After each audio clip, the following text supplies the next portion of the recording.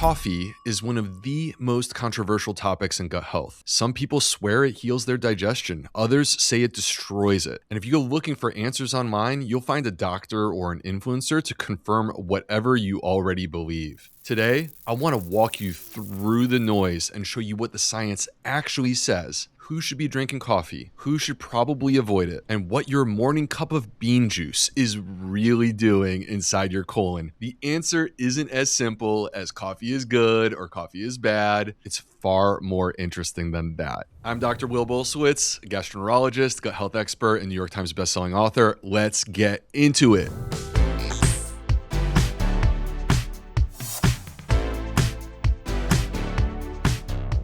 When most people think about coffee, they think about caffeine, the energy, the pick-me-up. But as a gut health guru, I see so much more than caffeine in coffee. A single cup contains over 1,000 bioactive compounds, and 3 of them are especially important for your gut. The first is soluble fiber. Yes, coffee indeed has fiber. Most people don't know this. A standard cup of brewed coffee contains roughly 1 to 1.5 grams of soluble fiber, primarily from polysaccharides called galactomanins and arabinogalactans. The prebiotic fibers pass through the small intestine and reach your colon, where your gut bacteria ferment them and produce short-chain fatty acids, which are the anti-inflammatory molecules that I'm constantly talking about on this channel. The second are the polyphenols. Coffee is an excellent source of chlorogenic acid, which is the dominant polyphenol in coffee, but it's not the only one. Coffee also contains caffeic acid, ferulic acid, and p-coumaric acid. The polyphenols in coffee are prebiotic, just like the soluble fiber. They bypass digestion, they require the activation by your gut microbiome, and ultimately, they leave the gut microbiome better off. This is a great thing, because coffee has been found to be literally the #1 source of antioxidants in the American diet. And the third is something most people have never heard of: melanoidins. These are brown compounds that are formed during the roasting process that are responsible for the color, the aroma, and the flavor. We love these, am I right? Well, it turns out they behave a lot like prebiotic fiber. Coffee melanoidins have been shown to selectively stimulate the growth of bifidobacteria and produce short-chain fatty acids. If you're a moderate to heavy coffee drinker, you may be consuming up to 2 grams of melanoidins per day from coffee alone. So just to be clear, coffee delivers soluble fiber, polyphenols, and melanoidins to your colon, all of which are fermented by your gut bacteria into beneficial metabolites. Coffee is functioning as a prebiotic. That officially makes coffee a gut health drink. Now, let me show you the best study to date about coffee and the microbiome. In it, researchers analyzed metagenomic data from over 22,000 participants across the United States and the United Kingdom, and then cross-checked their findings against over 54,000 gut microbiome samples from 211 studies around the world. They looked at over 150 different foods and asked a simple question: which food has the strongest measurable impact on the composition of the gut microbiome? The answer? Coffee.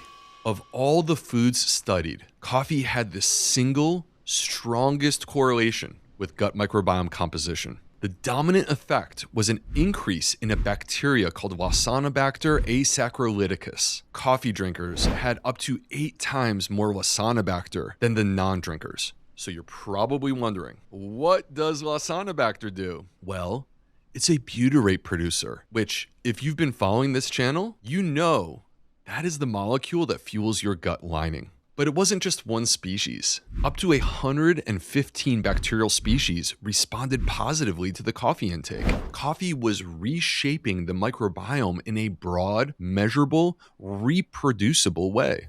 So, is it a caffeine thing? No. Decaffeinated coffee also stimulated the growth of Wassanobacter. The microbiome effects are largely driven by the fiber, the polyphenols, and the melanoidins. These are the prebiotic compounds that are reaching the colon and feeding your microbes. There's also a really interesting mouse study on chlorogenic acid that really helps us to connect the dots even further. Researchers gave chlorogenic acid to mice on a high-fat diet and found it increased the abundance of short-chain fatty acid producers and Akkermansia muciniphila, one of the most protective bacteria in the human gut. It improved gut barrier integrity, it reduced metabolic endotoxemia, and that means less lipopolysaccharide in the bloodstream. But here's the best part. When they took the microbiota from the chlorogenic acid treated mice and transplanted it into new mice, the benefits transferred. The recipient mice had lower body weight,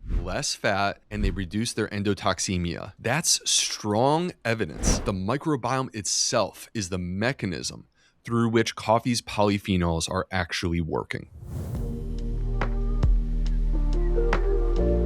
We know coffee feeds the microbiome, but does that actually translate in human health outcomes? The short answer is yes.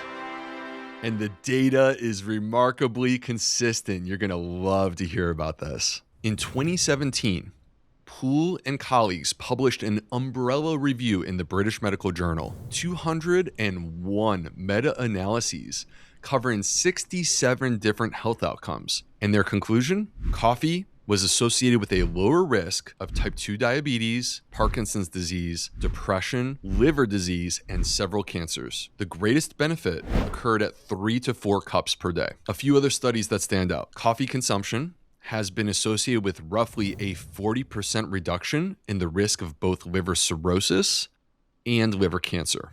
Colorectal cancer. There's a dose-response meta-analysis of 19 cohort studies that found that they decreased about 7% the risk for colorectal cancer for every 4 cups per day. And by the way, decaffeinated coffee showed the protective effects as well. And for all-cause mortality, basically meaning living longer, a meta-analysis of 40 studies with nearly 4 million participants found that the lowest risk was at about 3.5 cups per day, right between 3 and 4. It was a 15% reduction, but even 1 cup per day was associated with a 12% lower risk compared to no coffee at all. So even a single cup has measurable benefits. Now, I want to be clear about something. This is observational data. We don't have large randomized controlled trials assigning people to specific amounts of coffee for years. The evidence is consistent and compelling, but it's not the same as a pharmaceutical trial. But if you look at the sum of this research, the sweet spot is 3 to 4 cups of coffee per day. Now, if you're sensitive to caffeine, you can still get the benefits from decaf. So I want you to keep that in mind. Let's talk about timing, because it turns out coffee isn't just a morning beverage by habit. It actually aligns with your morning biology. Your body runs on a 24-hour hormonal rhythm. First thing in the morning, cortisol surges. This is called the cortisol awakening response. Cortisol gets a bad reputation, but this morning spike is actually healthy. It's your body flipping out of nighttime rest mode into daytime mode. And morning coffee amplifies that signal. It enhances cortisol release, so you're working with your biology, not against it. But cortisol is supposed to peak in the morning and decline throughout the day. When your coffee is in the afternoon, you're elevating cortisol at the exact time your body is actually trying to bring it down. A study in Science Translational Medicine showed that a dose of caffeine equivalent to a double espresso consumed just 3 hours before bedtime delayed the circadian melatonin rhythm by approximately 40 minutes. So that's not just keeping you awake, that's physically shifting your body clock. This lines up with the clinical data. A 2025 study found that morning coffee drinkers had a 16% lower all-cause mortality and 31% lower cardiovascular mortality. That's incredible. But the all-day coffee drinkers, no significant benefit. The timing may be that important to why coffee is protective. Here's the takeaway. Coffee is inherently circadian. It synergizes with your rhythm when you drink it early. It antagonizes your rhythm when you drink it late. If you want to go deeper on this, We actually did a full episode on morning routines on the Gut Insiders podcast. I'll link it below. But the short version is morning light, hydration, and coffee is a very powerful sequence for your circadian rhythm and your microbiome first thing in the morning. Now, here's the part most people miss. And honestly, I think it's the most important takeaway of this whole video. Coffee is not a superfood. It's not going to beat lentils for fiber or berries for polyphenols. And honestly, that's not the point. Coffee's superpower isn't what it delivers in any single cup. It's what it delivers through consistency. Coffee drinkers are extremely loyal. They brew it up every morning. And each time, you're delivering a small dose of soluble fiber, polyphenols, and melanoidins to your colon. Each cup is a micro nudge. Not a dramatic intervention, but a small, consistent signal. And when you repeat that signal day after day, month after month, those micro nudges compound. This is why coffee ends up being the most powerful driver of the microbiome in our diet. The microbiome responds to the consistency of the signal, not the intensity. And this is exactly the argument for a daily prebiotic supplement like 38 Terra DMN or Daily Microbiome Nutrition. I designed DMN to provide your microbiome with the nutrients it thrives on: fiber, resistant starch, polyphenols, but all of it in a format that's easy to take every day. So the point is, you could have your daily dose of bean juice. It has a huge impact on your microbiome, but the impact would be even bigger with a targeted, well-formulated supplement. So for me, I love having both. It sets my gut up for the rest of the day.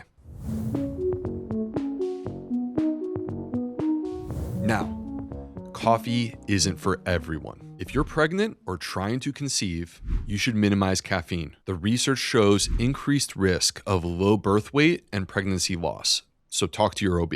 If caffeine disrupts your sleep, worsens your reflux, or triggers diarrhea-predominant IBS, listen to your body. Cut back or cut it out.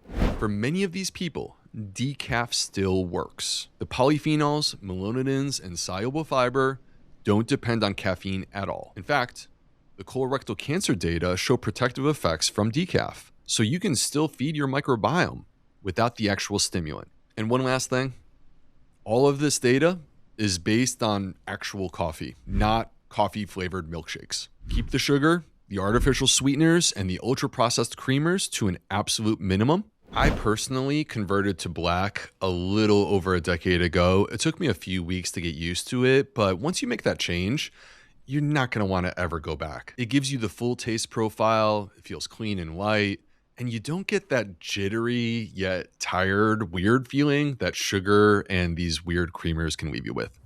Okay, let's close this out. Coffee is not just caffeine. It's a complex bioactive food that delivers fiber, polyphenols, and melanoidins to your colon, feeding your microbiome in ways most people don't realize. And the health data backs it up, both in the microbiome and across millions of participants. But coffee's greatest strength isn't what's in any single cup. It's that people drink it every single day. Each cup is a micro nudge, and those micro nudges compound. So while we've discussed coffee, what we've really learned is the power of consistency. If you learned something from this video, and I sincerely hope that you did, you probably have someone in your life who could benefit from it too. Pass it along and give it a like so others can find the info as well. And for more trustworthy gut health content, hit the subscribe button. I'm Dr. B, and I'll see you in the next one.